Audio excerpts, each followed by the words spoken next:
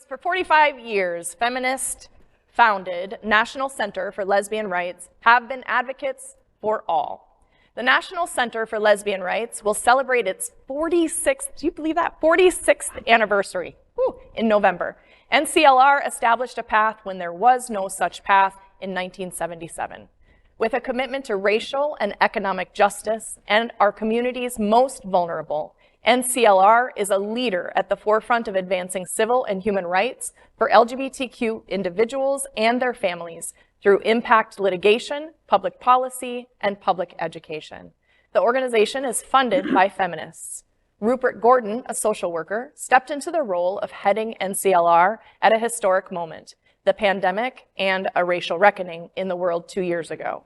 She is now one of the 3 Black queer women heading the LGBTQ+ community's top organizations. No recognition of National Women's Month would be complete without a discussion of the National Center for Lesbian Rights.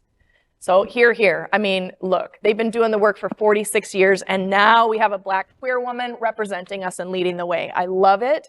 As a woman who raised 2 children in a lesbian marriage, a lesbian relationship, NCLR was a light in just a beacon, for us to see, like, we're not the only ones. And along with PFLAG and other organizations, I think it's incredible, as I mentioned, I'm dripping with privilege. I'm blonde, blue-haired, white, like straight passing, but for Black queer women to be taking the lead in 3 of our top organizations. Hell yeah. I'm so excited. I think that this really means so much for the future of where we're headed as lesbians. So I'm super excited for that. It's incredible that they've been around for 46 years, but I have to, shame on me if you want to whip me later, Josie, meet me outside. I thought that, NCLR was primarily a white organization. Okay. So I really never really gave it too much, too much energy, I didn't think that they were there for me. Yep. And, when recently I read the story about now it being led by a Black queer woman, I was like, all right, now let me investigate. Let me do the research. Let me find out what they've done and what they will do, So, I mean, kudos to them for being around for 46 years. Adriana, what do you think about a Black queer woman leading this huge organization that's been around for this long? I mean, I really think it's amazing. I think about her. I also think about the human rights campaign that's being led by a Black queer woman as well. Yeah. So there must be something going on there. They're drinking the right water. It's something, and you know what it is too? It's like you have to make the move, right? Mm-hmm. And organizations have to evolve. Mm-hmm. And right now, who best to lead? And when organizations have been talking about inclusion, inclusivity for so many years, and they're like, how do we get there? How do we get there? Well, you get there by putting leadership that represents and reflects who you're trying to speak to. Yeah. And that's how you get there. Right. And you would think that's 101, right? You would think that's basic, but that's not what most organizations do. They're constantly talking for us and then never put one of us at the forefront for us to see as the face. Yeah. And it is powerful. I mean, what's going on over there at Aqua? Well, you said it's hard for organizations to evolve. So I am so proud that we chose Mateo Ventura Brewer, a trans man, to be the next executive director of Aqua. I made a strategic decision to shift the generational leadership of Aqua. I am 61. He is half my age. Yeah. And we need that. And he'll be your son. Yeah. I feel like he is my son sometimes, when he's doing stuff.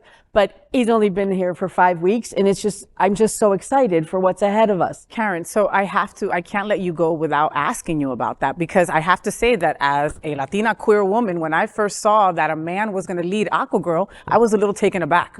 I can't lie. Now I've met him and I love the kid. Like, he is just a beautiful specimen of representation, of all of the letters. But initially I was like, wait a minute, what's going on? This is Aqua Foundation for Women. Right. Okay. Have you got any pushback about that? Not really. I think most of the people who are in the game understand that it's 2023. Evolving. We can't be the Aqua of 2004. Yeah. You know what I mean? Because we're not even serving, we're serving a lot of different people now. Still the women, still totally centered on queer women, but we have lots of trans scholars, and so it got to the point where it's like, well, we need to, walk the walk, not just talk the talk. Amen. And also, he was hands down the best candidate. Lexi can confirm. She was on our interviewing committee, and at the end of the day, that's what we want. It's the perfect candidate for Exactly. the position to help us get to the next level as women. and also, honestly, with him, he has 28 years of lived experience as a woman. So, good time. Yeah. LGBTQ plus news is vital for our community and for the broader world as a whole.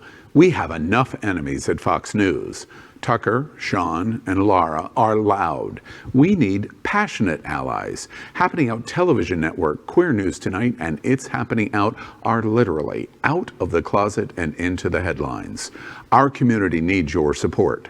Like this broadcast and subscribe now to ensure the growth of the entire LGBTQ plus community.